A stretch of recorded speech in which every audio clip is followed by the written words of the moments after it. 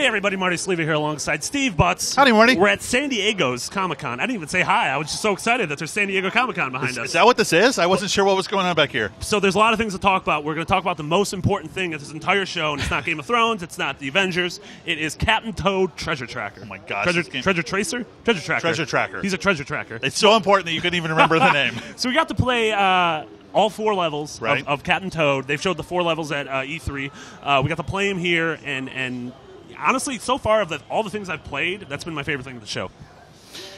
Yeah, Whoa. I mean, Yeah. I think if I talk about the things that I actually got my hands on, Captain Toad is far and away the game that I most want to go back and play right now. Yeah. Lego Batman 3 maybe being a close second. Nice. Yeah. Yeah. But yeah, what I really liked about it is it's super clever. You know, you think about Mario and sort of the platforming pedigree that Nintendo has with this series. You want a lot of jumps and power-ups and things like that. Toad has none of that. Yeah. Like, he's just a little guy, and all he can do is walk, basically. I love that. And then it's your job to sort of manipulate the environment around him to make sure that he's going to stay safe. And I love that. You were bringing up Monument Valley, you know, the amazing Yeah. iOS game that came out recently, as sort of the same idea where you have this character that's, you know, relatively defenseless Right. in the world. And so it's about you trying to, you know, survey the world and be like, okay, how do we get out of this scenario without them getting killed by, you know, in that game, a giant bird, or in this thing, a Goomba or a Boo. What I liked a lot was I feel like it really captured a handful of the core Nintendo tenets that's made, you know, most first-party Nintendo games of the last 30 years so memorable. Yeah. And, you know, a couple of them are just, you know, the really strong and confident art style and direction, which, and the 2 cool things about Toad are that, you know, it has that same sort of graphical fidelity as Super Mario 3D World, where everything just looks amazing. It's just, it is getting sort of to where that, like, 3D Pixar level of, this is just bright, this is colorful, everything is really fully realized, and I like that a lot. And the other thing is just how tactile the world feels. Yeah. Like the, you know, Epic Yarn games or Yoshi's Woolly World, it feels like each level is sort of a diorama, and that as you're looking around it, it's like you could zoom out and you could be like, oh, this is a box on someone's desk. And I really like that. I think that's really smart in a puzzle game. And the other thing was just the little details that I would notice.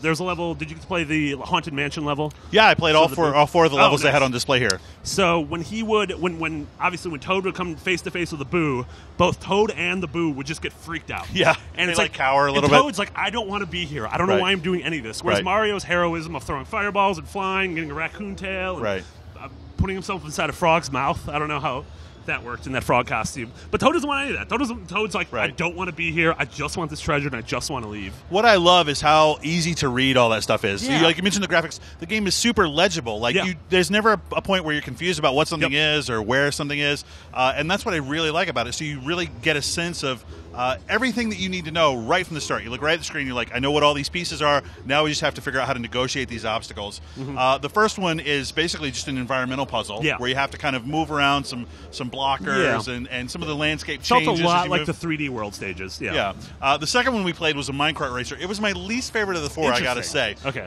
Where you basically hold up the gamepad and use it kind of like you would in Pokemon Snap to shoot at things.